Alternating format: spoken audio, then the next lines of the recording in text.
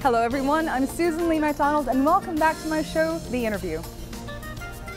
On July 27, 1953, the Korean Armistice Agreement was signed, marking the end of 3 years of fighting. 6 years later, Korea is still divided in two. It is reported that there are over 25,000 North Korean defectors living in Seoul, putting their lives on the line to get to freedom. On today's The Interview, you'll get to meet Assemblyman Cho Myung-chul. He is Korea's first North Korean defector assemblyman ever, and he's got an incredible story. He's a role model for so many, and I know that you're going to be very, very impacted by his life. We'll see him shortly for The Interview. Cho Myung-chul has successfully adapted to life in South Korea, being the first North Korean defector to become a National Assemblyman. After defecting to the South in 1994, he worked at the Korea Institute for International Economic Policy for 16 years since 1995. For the past 19 years since he fled from his repressive homeland, he has worked day and night to fight for the rights of North Koreans and help them settle and adjust to life in South Korea. Find out about Cho Myung-chul's difficult yet meaningful journey, trying to help defectors integrate into society to pave the way for the reunification of the two Koreas in the future.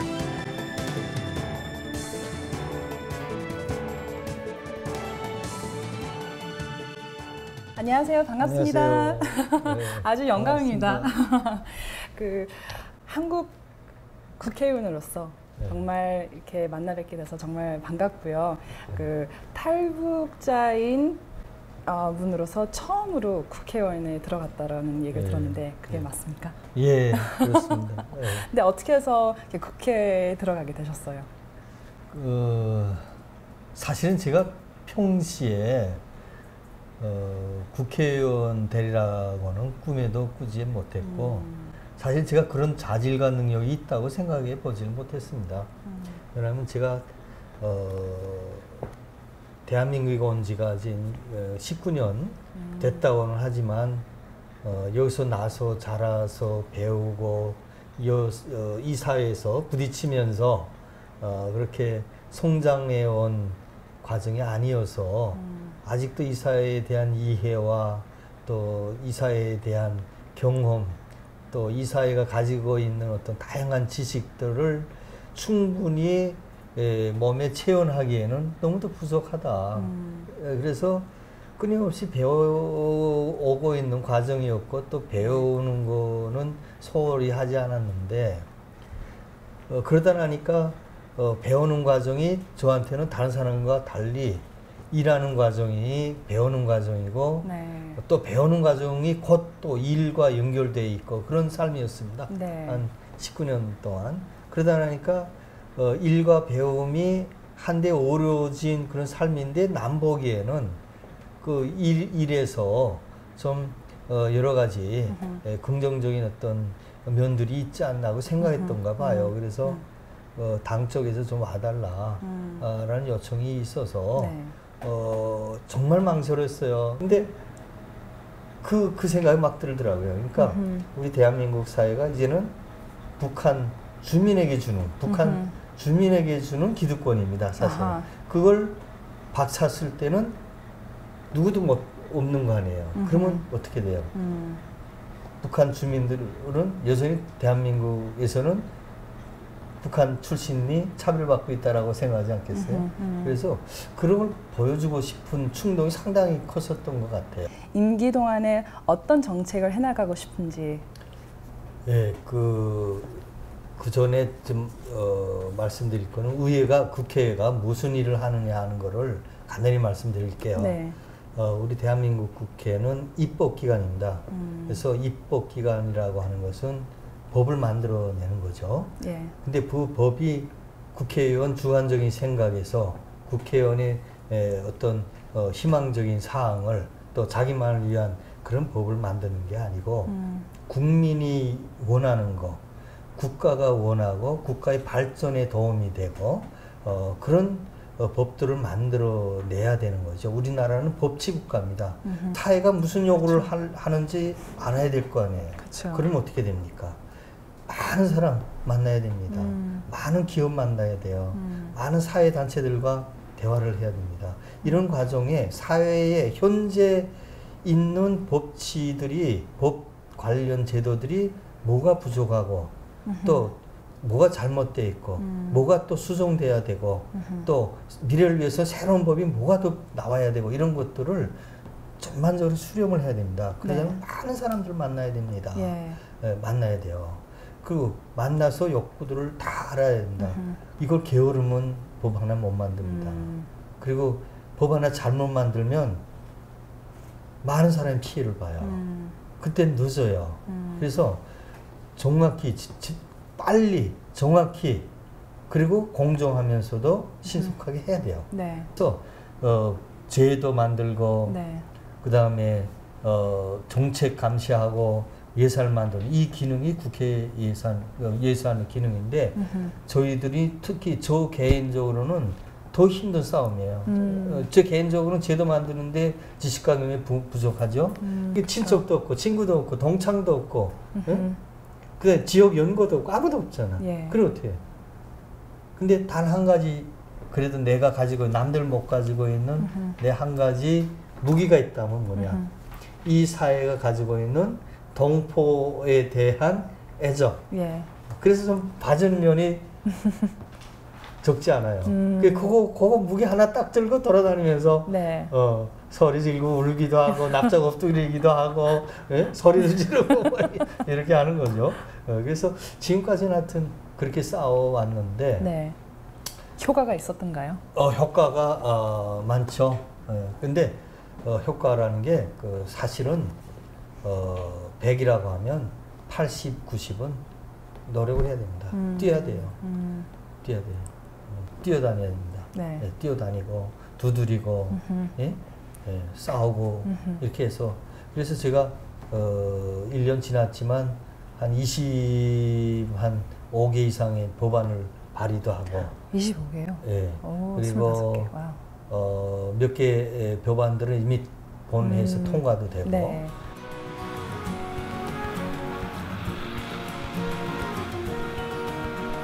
The Yeomyung School is an alternative school for North Korean defectors situated in Mount Namsan.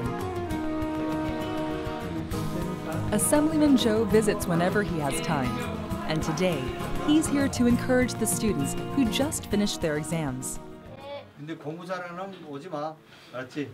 These students, who took a terrifying journey from the north and risked their lives for a chance at freedom at such young ages, make him proud and sympathetic.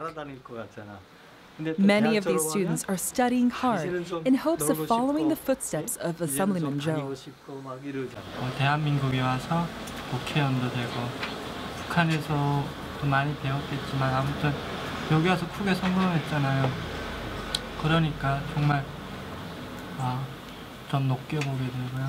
저희는 여기 와서 이렇게 좀 적응하는 게 많이 어렵거든요. 이렇게 좀 이런 한국어 말도 그렇고 많이 어려운데 이렇게 저분은 와가지고 이렇게 성공해서 국회의원까지 하면 참 대단하고 그래서 좀 저렇게 성공하려면 많이 노력해야 된다고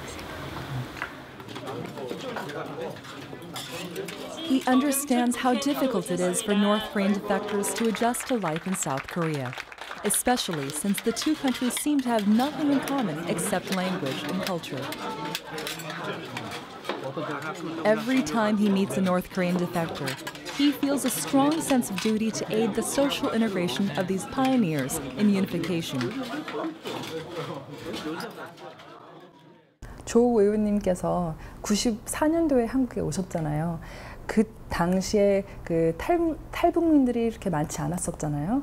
근데 그때 한국에 와서 느꼈던 거, 그리고 아마도 문화적인 쇼크를 받지 않았을까라는 생각이 드는데 그때 당시에 어땠어요? 예, 참 충격이 컸어요. 컸는데 일단 산에 나무가 많아요. 꽉 차 있어요. 예? 예, 산에 나무가 많은데 제일 감동이 됐고 도로에 차가 꽉 차 있잖아요. 예? 북한엔 도로에 차가 안 보이잖아. 근데 이게 도로에 꽉 차 있어. 어느 것이 좋은지는 모르겠지만 내 볼 때는 정말 이 성장이 돼 있구나라고 하는 네. 그 잘 살고 있구나라는 개념 아니겠습니까? 꽉 차 있고 그 다음에 빌딩들이 꽉 차 있고 네. 사람들이 상당히 밝고 입고 다니는 게 너무 이채롭고 다양하고 네. 예? 밝고 이 얼굴들이 막 그냥 기름기가 찰찰 돌고 예? 그래서 충격이 컸습니다. 상당히 컸어요. 근데 한쪽으로는 야 이게 우리나라 반쪽 땅이라도 이렇게 만들어진 게 너무 고마운 거예요. 사실은 저희 부친이 이남 출신이란 말이에요. 네. 어디 출신이죠? 충청도죠. 예? 충청도인데 그 해방 전에 어릴 때 네. 북으로 간 거죠. 어릴 아하. 때. 그 4살 때인가 5살 때인가 갔을 거예요. 그때는 뭐 남북한이라는 게 없었으니까 그쵸. 일제 때니까 외정 때니까. 그래서 그 북군 어머니 고향이지만 남은 또 우리 아버지 고향이니까 그 반쪽 땅이라도 이렇게 풍요로운 나라를 만들어서 고맙다 하는 생각도 하고 그리고 사람들이 밝은 게 너무 좋았어요. 자유분방한 거. 그리고 문화적으로 상당히 뭔가 예의가 밝고 상대적인 거지만 좀 북한 사람들이 좀 투박하잖아요. 그런데 예의가 좀 상당히 좀 부드럽고 그런 것들이 좋았고 그리고 한국에 와서 여러 가지 산업 시찰 많이 했습니다. 삼성전자, 기아자동차, 네. 그다음에 포스코, 그다음에 대기업들, 그다음에 중소기업들 많이 봤습니다. 제가 북에서도 산업 시찰하는 걸 그렇게 좋아했어요. 제가 막 경제학부 그다음에 그 자동화학부 있을 때 네. 그 북한 그 기업 대기업은 거의 다 봤어요. 기업이라는 기업은 거의 다 전국을 돌아다니면서 봤고 네. 대한민국도 거의 다 봤어요. 제가 이게 공장 구경하기 좋아해요. 이렇게. 그래서 참 감동스럽더라고요. 그러니까 그 북한에서 본 공장 기업하고 여기서 본 공장 기업들이 너무도 차이가 많이 나서 그쵸. 자동화 수준이라든가 경영 환경이라든가 네. 그다음에 환경 예. 이런 문제 이런 것들이 너무 차이가 나고 깨끗하고 발전돼 있어서 상당히 놀랐어요. 아 정말 남북한 체제 경쟁은 끝났구나 이 생각이 며칠 지나니까 막 확 들어요. 그때 당시에 한국에 오셔서 그 문화적인 차이 그리고 혹시 또 그 개인적으로 북한에서 온 사람들이 그때 많지 않았기 때문에 그 탈북민들이 그렇게 많지 않았기 때문에 또 차별을 또 느낀 적도 없잖아 있었을 것 같아요. 사람들이 이렇게 왠지 모르게 이렇게 의심도 할 수도 있었을 거고 뭘 모르니까.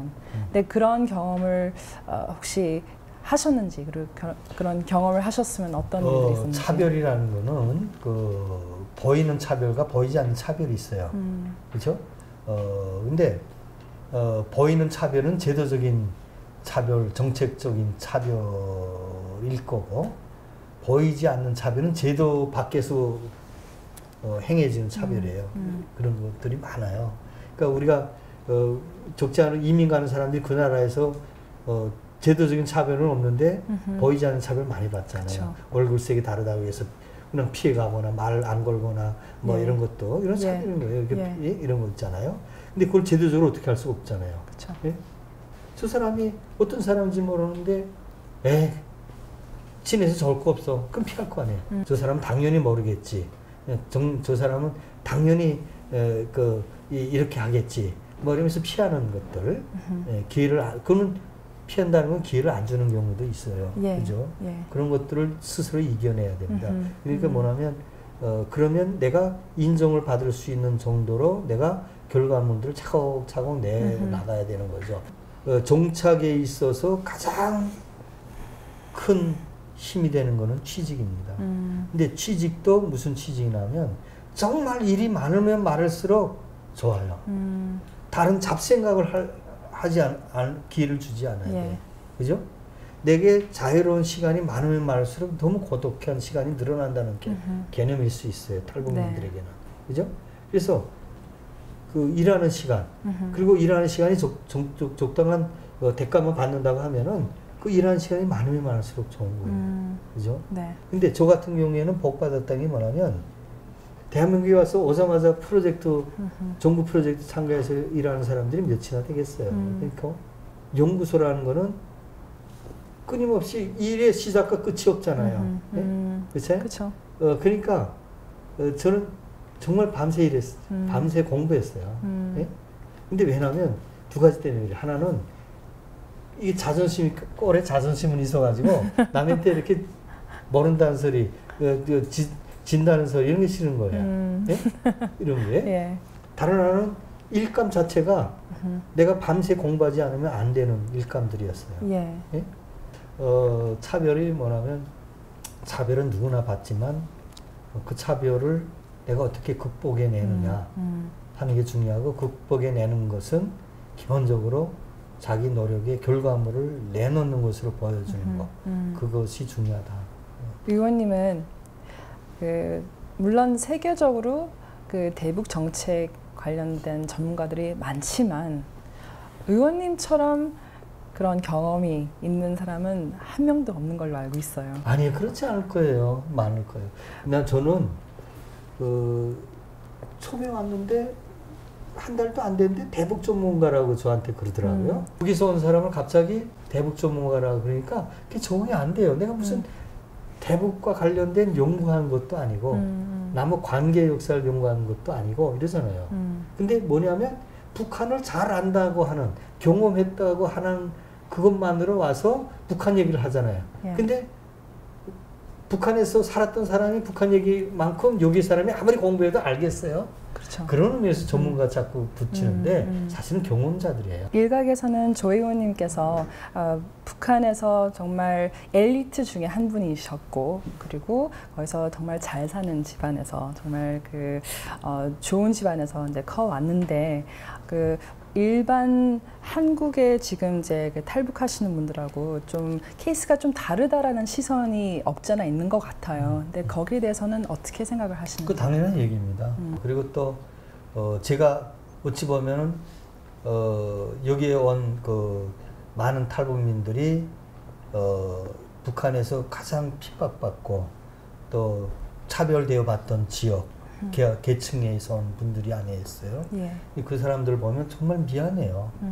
체제를 증오하면서도 그 체제의 기득권 속에 내가 있었다고 하는 그 현실 때문에 상당히 마음도 괴로워요. 사실은 그 사람들이 지속들이 맞는 얘기죠. 맞는 얘기고 그래서 제가 처음에 서울 왔을 때 한국에 청년이 2명이 날 찾아왔어요. 네?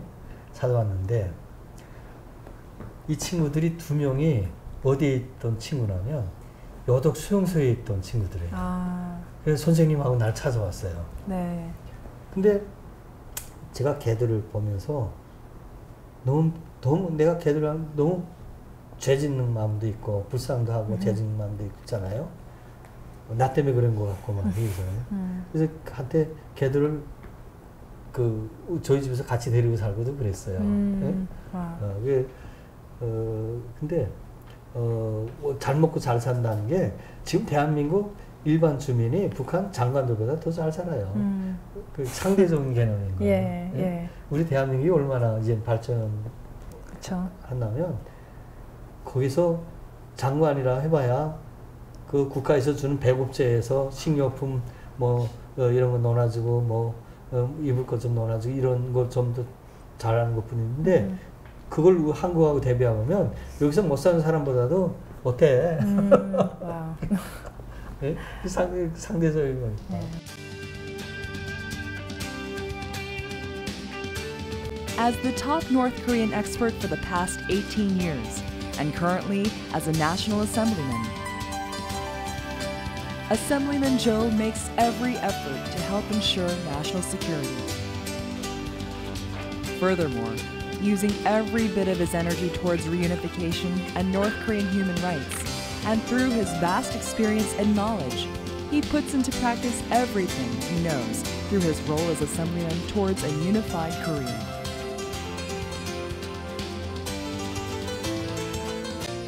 탈북하던 당시 기억이 아직도 생생하신가요? 그렇죠. 그렇죠. 정말 힘든 기억이니까요. 네. 정신적으로 너무 힘들고 그런 기억이고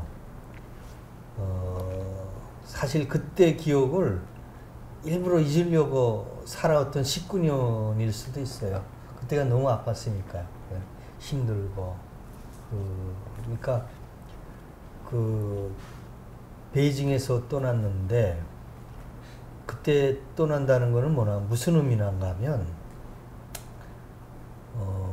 자기의 과거를 모든 걸 버리는 거예요. 그렇죠. 그죠?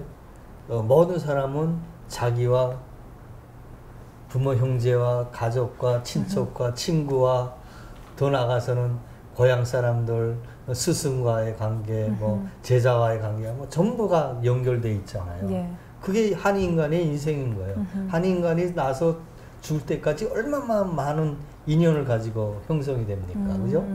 네. 근데 그것과의 영원한 이별을 의미하는 거예요. 예. 첫째가. 그게 쉽겠어요. 두 번째 힘든 거는 그 다정했던 혈연들이, 네. 인연들이 나 때문에 핍박을 받는 거예요. 네. 그쵸? 예. 그러니까 뭐 수용소도 갈 수도 있고 지방에 쫓겨날 수도 있고 뭐 감옥 갈 수도 있고 자기 직위에서 해임될 수도 있고 예. 다 이러잖아요. 그러니까 나 때문에 그 관계가 절연이 되는 것뿐만이 아니라 그 사람들이 나 때문에 핍박을 받는다는 생각, 이걸 또 넘어야 돼. 그 아픔을. 그 다음에 세 번째는 뭐냐면 내 행위 자체가 아무리 옳다고 하더라도 네. 북한이라고 하는 폐쇄된 사회는 당국이 만들어내는 거짓 선전, 거짓 홍보, 거짓 네. 공격에 의해서 네. 또 그 위에 공격을 받게 되는 거예요. 피해를 받게 되는 거예요. 예. 그죠? 예. 그러니까 이 과정이 어느 순탄한 결심으로 되는 거 아니에요.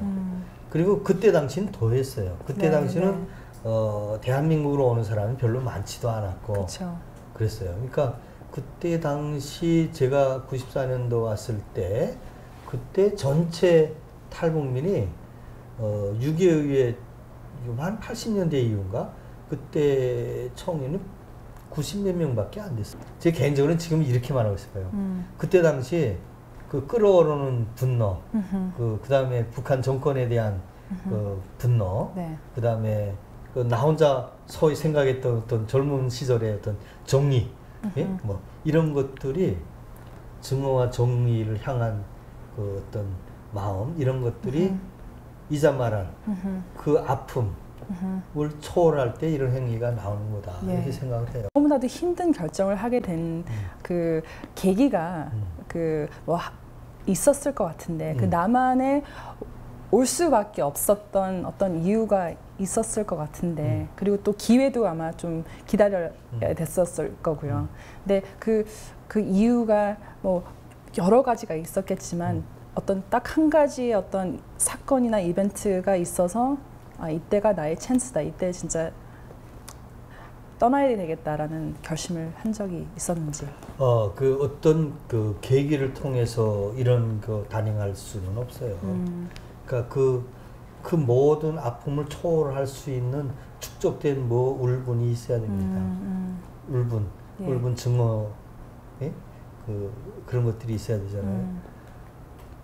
북한에 살 때 보면 너무도 폐쇄된 사회에서 폐쇄된 사회에서 살다 나니까 이게 이게 인간의 삶인가 보다 하는 거죠. 근데 그게 외부 정보를 접하기 시작하면 그게 금방 무너집니다. 금방 무너져요. 그러니까 국민이 당연히 누려야 할 예컨대 예를 들어서 국민이 당연히 누려야 할 생명권, 그래서 생명은 먹어야 되잖아요. 먹기 위해서는 먹는 것을 얻으러 행동을 해야 되잖아요. 그런 것들이 제약되는 사회가 북한 사회 아닙니까? 예를 들어서 통행의 자유, 거주의 자유, 네. 창업의 자유 이런 것들이 지금 전 세계 북한밖에 그런 자유가 없는 나라가 없습니다. 네. 언론, 집회, 출판, 시위, 결사의 자유? 그 사치스러운 얘기예요. 예? 그냥 통행이라도 제대로 했으면 여기 먹을 거 없으면 저기 가서 가져올 수 있게 하면 되잖아요. 네. 그죠? 그 다음에 또 먹을 거 없다면 자기가 뭔가 회사를 만들든 예? 가게를 만들어서 뭘 생산할 수 있는 예? 권리를 주면 뭐예요? 그 창업의 자유예요. 네. 예? 그 다음에 창업의 자유는 뭐야? 자기가 소득이 날 수 있는 것을 자유롭게 선택해서 가서 해야 되는데 거기서 잠을 자야 되잖아요. 근데 잠을 북한은 통행증이 없으면 통행할 수가 없고 통행증이 없으면 여관이나 호텔에 가서 잠을 잘 수가 없습니다. 못 자요. 네. 예? 그리고 창업은 국가만이 합니다. 국가 승인만이 하고 국가와 협동 기업만 할 수 있단 말이에요. 김씨 왕조 가족에 종속되어 있는 거죠. 예. 그래서 그런 것들이 그 사회에서 살면서 쌓이고 쌓이는 데다가 중국 갔다 또 해외 이렇게 갔다 오면 네. 그게 그냥 확 크게 그냥 증명되는 셈이고 끌어오는 거예요. 중국에는 그때 어떻게 가시게 됐는지. 예, 그 1992년 8월 말이라고 생각하는데 그때 중국의 교환교수 프로그램으로 제가 갔습니다. 네. 북한과 중국 사이에는 과학교육, 문화, 교류에 관한 협정이 있습니다. 그래가지고 이게 대부분 쿼터제인데 네. 유학생 몇 명, 그다음 교환교수 몇 명 이렇게 교환해서 보내는 제도가 있습니다. 근데 중국 사람들은 잘 안 오는데 많이 안 오는데 북한 사람들 많이 중국에 가죠. 아하. 그래서 쿼터제입니다. 1년에 얼마 하고 그 차액만 계산을 하는 거죠. 그래서 가는 프로그램이 있는데 그 프로그램에 제가 참여해서 갔던 겁니다. 그리고 베이징 언어문학대학이죠. 베이징 위엔시에웬이라고 언어문학대학에 1년 있었고 그다음에 그 다음 1년은 그 중국 천진 난계대학이라고 그 줄레 총리가 나온 학교입니다. 네. 근데 거기에 가서 또 네. 교환 프로그램에 참여하고 있었죠. 예. 그렇군요. 내가 북한에서 봤던 그런 감시 통제 관리 예. 참을 수 있어. 왜? 내가 그 속에서 참으면서 살아온 사람이니까. 근데 못 참는 건 뭐냐면 그 창피함 때문에 못 참아. 창피하며. 너무 창피스럽고 부끄러워. 네? 근데 무슨 말인가 하면 나올 때 그 교육을 주잖아요. 네. 북한에서 교육받았던 건 뭐냐면 전 세계에서 가장 행복한 나라, 전 세계에서 가장 위대한 지도자를 모신 나라, 네? 수령을 모신 나라. 근데 전 세계에서 가장 그 민주적이고 발전된 나라, 뭐 이런 식으로 교양받고 있는 나라란 말이에요. 그리고 전 세계가 북한을 다 공경하고 따라 배우려고 하고 이렇게 교육된 사람들이 나왔는데 네. 처음에 뺏지도 알지. 그럼 나 북한 사람 그럼 다 동경하는 줄 알고 네. 하잖아. 근데 네. 다 손가락질하고 그리고 못 사는 나라, 그다음에 자유가 없는 나라, 뭐 네. 이런 말 듣기 시작합니다. 네. 그러면 슬금슬금 뛰기 시작해. 근데 대사관에 들어갈 때만 달고 다니는 거지. 그다음에 학교에서 할 때는 다 떼는 거지. 근데 그런데 뭐냐면 그 안에서 그 북한에서 하던 조직 생활이라고 그래요. 예. 사상학습도 해야 되고 그다음에 뭐 여러 가지 그 정치 생활 이런 것들을 해야 되는데 다른 사람 외국 사람들이 다 봐. 다 봐. 예컨대 학교 안에서 북한 학생들만 모아놓고 이렇게 행진하면서 출근을 하고 그래요. 그럼 전 세계 유학생들이 다 있는데 동물원처럼 구름대처럼 올라와서 북한 네. 학생들 행진해가지고 학교 등교하는 거를 다 이렇게 봐. 예. 무슨 생각 네. 나지 알죠? 예. 그리고 심지어 그 학교 운동장에서 유학생들을 모아놓고 그 포레이드 할 때 이거 군열 행진이라고 그래요. 네. 포레이드 할 때 이렇게 하는 거. 그런 걸 하고 그거 하면서 김일성, 김정일 만세 부르는 거 있어요. 그걸 불러요. 이렇게 훈련시켜요. 네. 예? 학생들을 그 외국 학교 운동장에다가 학생들 모아놓고 그걸 훈련시켜요. 근데 전 세계 또 학생들이 다 모여서 너무 희한하니까 예, 예. 다 보는데 거기서 나와서 이렇게 하는 사람들 얼마나 부끄러워요. 네? 부끄러워. 그리고 또 이런 사례를 또 들어봤어요. 근데 그때 당시 94년에 김일성이가 죽지 않았어요. 네. 죽은데 무슨 책을 남겼냐면 세기와 더불어라는 김일성이 해고록을 했는데 이걸 또 돈이 없으니까 팔아달라고 예? 저 북한에서 왕창 갖고 나와서 유학생들의 몇 권씩 팔라고 예? 논하죠. 그래서 어떤 유학생이 갔다 와서 못 팔겠다 그랬더니 왜 못 팔겠냐 그랬더니 중국 사람들 보고 좀 사라 그랬더니 우린 모택동 오록도 안 보는데 왜 김일성 오록을 보느냐. 네, 네.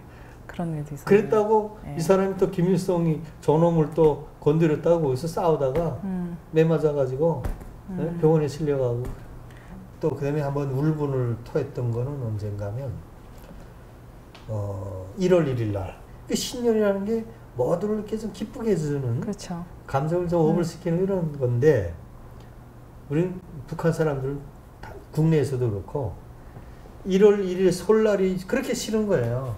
왜 1월 1일 날이 싫은 거예요? 왜냐하면 우리 때는 김일성이가 있을 때인데 김일성이가 매 1월 1일 날마다 10시 되면 그 나와서 신년사를 발표해요. 신년사를 발표하는데 그걸 거기에 1월 3일 날 나와서 통달해 가지고 예. 시험을 쳐. 온 가족이 아버지부터 애들까지 다 앉아서 그 신문 펴놓고 네. 외웁니다. 그러니 무슨 기분이 나겠어요. 하나도 재미가 이거 외우지 않을 때는 3일 날 출근해서 죽는데. 네. 네? 이거 어떻게 해? 그래서 근데 그걸 해외 유학 나온 학생들까지 또 해외 그 교양고시로 나온 교수들까지 다 앉혀놓고 네. 대사관에서 시험을 칩니다. 네?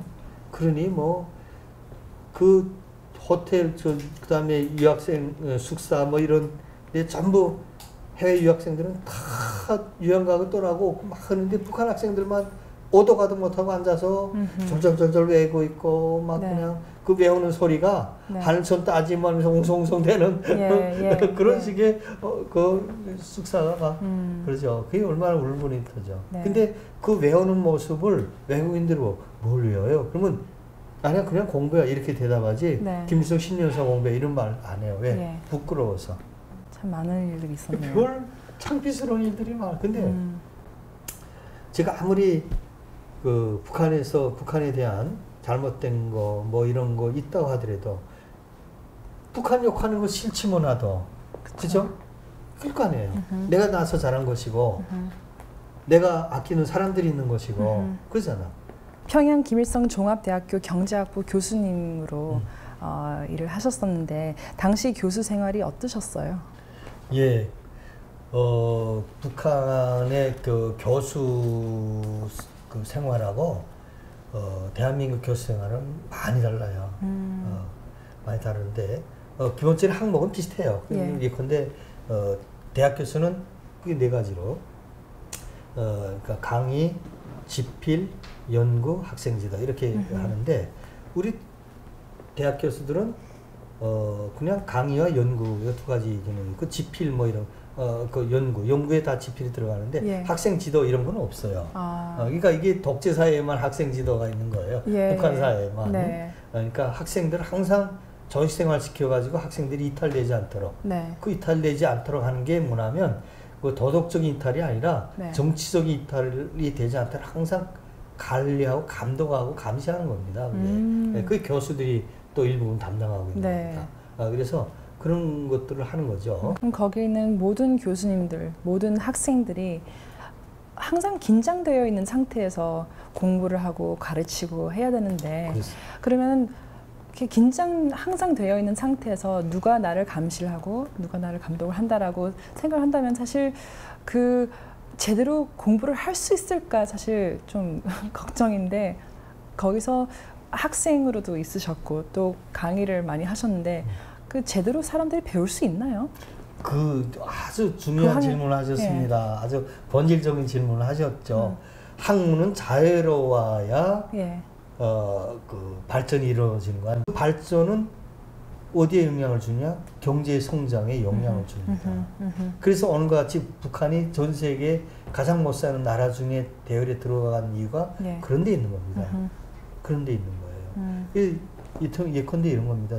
지도자나 당의 명령이 과학 결과보다 위에 있는 그 체제. 네. 우리는 뭐예요? 과학 결과가 최고에 위에 있잖아요. 네. 그죠? 이게 합리적인 사회인데 그 위에 이렇게 있으면 성장하기 어렵죠. 네. 그래서 적거리는 하는데 그런데도 근데 또 저 체제가 그 집중 독재 국가니까 집중을 잘해요. 그러다 보니까 일부 부분에서는 막 인력과 노력 그다음에 자금 기술을 막 대잖아요. 네. 그래서 뭐 핵 개발이나 미사일이나 이런 쪽에는 또 두각을 나타내요.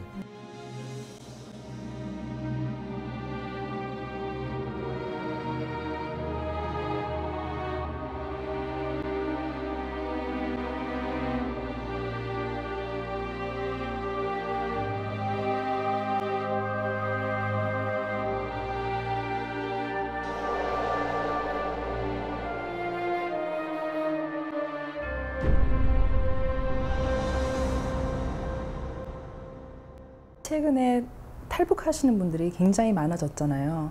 뭐 94년도에는 뭐 100명도 안 되는 탈북자들이 있었지만 지금 20년 지난 지금은 거의 25,000명이 넘어가는데 왜 이렇게 사람들이 많이 탈북을 하는지, 그리고 탈북을 하면서 정말 많은 힘든 경험들을 하셔야 되는 그런 사람들이 많으신데 그런 걸 다 어떻게 극복을 하고 여기 정착을 하는지 좀 얘기해 주세요. 예, 그 탈북의 기본적인 동기는 북한에 있습니다. 예. 국민을 위해서라면 국민이 경제적인 결핍이 오면 그것을 해결하는데 모든 국가적 역량이 집중돼야 되잖아요. 예. 근데 그렇지 않아요. 지금 보세요. 어디에 집중이 됩니까? 전 세계가 알고 있는 북한의 가장 국가적 역량이 집중되는 것은 식량 생산이 아니라 네. 뭡니까? 핵과 미사일과 그런 군사 무기들과 군 관리와 뭐 이런 데 아니에요. 예. 그건 전 세계가 알고 있는 겁니다. 네. 전 국민이 알고 있어요. 그죠? 그러니까 국민을 위한 통치가 아니라 정권을 위한 통치를 하기 때문에 그런 경제적 결핍이 결국은 오는 겁니다. 예. 문제는 뭐냐면 그 굶고 있는 국민이 북한 국내에서 살 길을 찾을 수가 없다는 거예요. 그렇죠? 자기들이 어떠한 형태로든 목숨을 걸고라도 어떤 이 사회에서 북한 사회라고 하는 사회에서 뭔가 생명을 유지하고 자기 발전을 이뤄낼 수 있는 가능성이 있다라고 생각하면 왜 정든 고향, 왜 정든 가족, 친척, 이웃 버리고 오겠어요? 그건 있을 수가 없잖아요. 그죠? 우리가 탈북민들 왔을 때 제일 이상하게 생각하는 건 뭡니까? 야, 가족, 친척 버리고 어떻게 올까? 이거 아닙니까? 그러니까 그걸 초월했다는 거예요. 그 초월한 고통이 있다는 겁니다. 그죠? 네. 그걸 우리는 아셔야 돼요. 그래서 그 북한 국민들 25,000, 이제는 뭐 사실 뭐 10만 이상이 탈북에 와서 지금 세계 여러 나라에 뿌려져 있지만 예. 여기 온 것만 25,000 아닙니까? 최근에 2011년 말부터 시작해서 12년, 금년 급격히 줄었습니다. 그러면 북한이 우선 통제를, 국경 통제를 좀 대단히 심하게 하는 게 있고, 예. 중국이 탈북민 넘어오면 무조건 북송하는 그런 네. 그 비인권적인 행위를 좀 하고 예. 있는 면도 있고. 탈북을 하는 분들 중에서 물론 성공적으로 이렇게 한국이나 중국이나 다른 나라에 그 망명을 할 수가 있게 되는데 실패를 한 경우에는 다시 북한으로 가게 되잖아요. 그럼 그분들은 어떻게 되나요? 다양할 겁니다. 다양한데 기본적으로 초벌을 하는 체제라는 거죠. 예. 그래서 그 북한의 헌법에 보면 국가반역죄가 있습니다. 그 국가반역죄 중에 한 제목에 해당하는 겁니다. 탈북을 해서 가는 거는. 예. 그래서 국가반역죄에 해당한 죄인이 되는 겁니다. 그죠? 그러니까 죄인이 되고 법적으로는 그렇고 그리고 처벌의 형사적인 처벌의 현실은 또 다양하게 나타나더라고요. 예. 어떤 사람은 수용소 가고 어떤 사람은 또 노동교화소 가고 어떤 사람은 몇 달 분주소 여기 말하면 예. 파출소 같은데 그 자그마한데 좀 몇 달 있다가 나오는 사람도 있고 다양한 처벌이 있는데 또 어떤 사람은 막 고문도 당하고 예. 이런 사람도 있고 그래서 또 어떤 사람은 국제사회가 이렇게 막 떠들어주면 그 사람에 대해서는 또 탄압 안 하는 것처럼 이렇게 홍보하고 이번에 태국에서 9명이 갔잖아요 학생들이. 아니 그 라오스죠 라오스 9명. 그 국제사회가 막 떠들어주고 대한민국이 떠드니까 어떻게 해요? 이 학생들 곱게 입히고 교회에서 텔레비전에 나와서 오랜 남한의 목사가 자기네들 유인 납치하려고 했다 이렇게 거짓 선전하고 이러잖아요. 그렇죠. 그러니까 국제사회가 또 지목에서 떠드는 사람에 대해서는 예. 인권이 유린되지 않는 것을 이렇게 포장을 하고 네. 그 모르는 사람에 대해서는 가차없이 또 처벌하고 이런 사회입니다. 인권 유엔 인권 그 헌장에는 예. 그 죄를 그 처벌을 받을 수 있는 것이 명확한 것에 다시 보내는 거는 인권 유린으로 되어 있습니다. 네. 그게 되어 있어요. 근데 우리는 전 세계가 그리고 25,000명이 그걸 증언하고 있는데 그것에 지금 중국이 강제 북송시키고 있는 거는 그래서 인권 유린 행위다라고 보는 겁니다. 예. 의원님께서 북한의 인권에 대해서 많은 애를 쓰시고 있는데 그 인권에 대해서 실상이 어떤지 좀 말씀해 주세요. 저는 이렇게 생각합니다. 북한 당국이 북한 주민의 인권을 중요하게 생각하지 않기 때문에 정권 유지에 올인하는 겁니다. 북한 주민을 두려워하고 북한의 인권을 중시하고 북한 주민의 삶을 중시한다면 그런 행위 안 하는 거죠. 예. 그래서 인권을 가지고 이제는 북한 문제를 해결하겠다고 하는 그런 의지의 그 동의를 공통적인 동의를 하는 게 중요합니다. 그럼 인권이란 뭐냐? 내정 간섭이 아닙니다. 그건 유엔이 전 지구촌 사회가 공인하고 있는 유엔의 가치고 보편적 인류의 가치인 거예요. 그죠? 그걸 북한이 내정 간섭이라고 하면 그건 어불성설입니다. 그래서 유엔이 정한 인권 기준을 가지고 북한을 추궁하기 시작을 해야 됩니다. 예. 그래야만 북한 체제가 변한다 하는 겁니다. 북한 체제가 변하면 경제적 결핍이나 핵 문제나 예. 그 미사일 문제나 남북 관계나 북미 관계는 자동적으로 풀리게 되어 있습니다. 예. 다른 하나는 이 과정이 상당히 오래 걸리는 과정이기 때문에 예. 우리는 일정 부분 지금 당장 지금 당장 생명을 위협받고 있는 북한 주민들의 경제적 문제, 의료 문제 이런 것들도 좀 관심을 가지고 지원을 할 필요도 있습니다. 왜냐하면 북한 체제가 변하는 과정은 상당히 시간적으로 길어질 텐데 예. 그때 받는 국민의 고통, 북한 주민의 고통은 당장의 문제다 이거죠. 예. 그것도 함께 우리가 해결해주는 그런 어떤 인도적인 예. 전략도 우리가 구사할 필요가 동시에 있습니다. 언젠가는 통일이 될 거라는 믿음이 있는데요. 그게 언제가 될 건지는 모르겠지만 그 통일을 위해서 우리가 그 준비를 해야 될 것들이 있다면은 뭐를 준비를 해야 되죠? 예, 통일은 언젠간 되겠지만 반드시 또 되어야만 하고요. 분단으로 인해서 받고 있는 국민의 고통이 정말 큽니다. 만나보고 싶은 사람 못 보고 살잖아요. 예. 가보고 싶은 곳에 못 가보잖아요. 우리 땅인데 못 가는 거예요. 예. 그리고 또 절단됨으로 해서 경제적인 손실 얼마나 커요.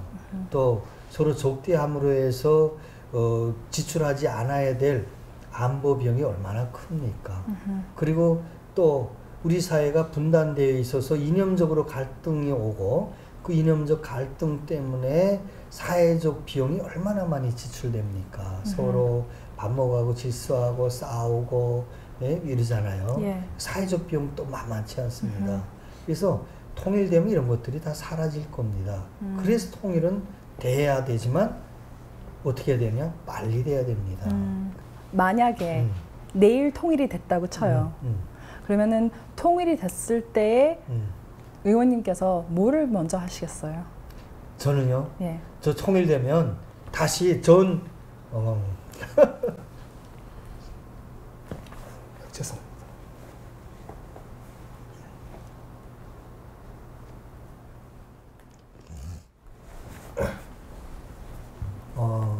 저는 내일 통일된다면 모든 걸 내려놓고 우리 통일된 팔도 강산 한번 여행 다니고 싶어요.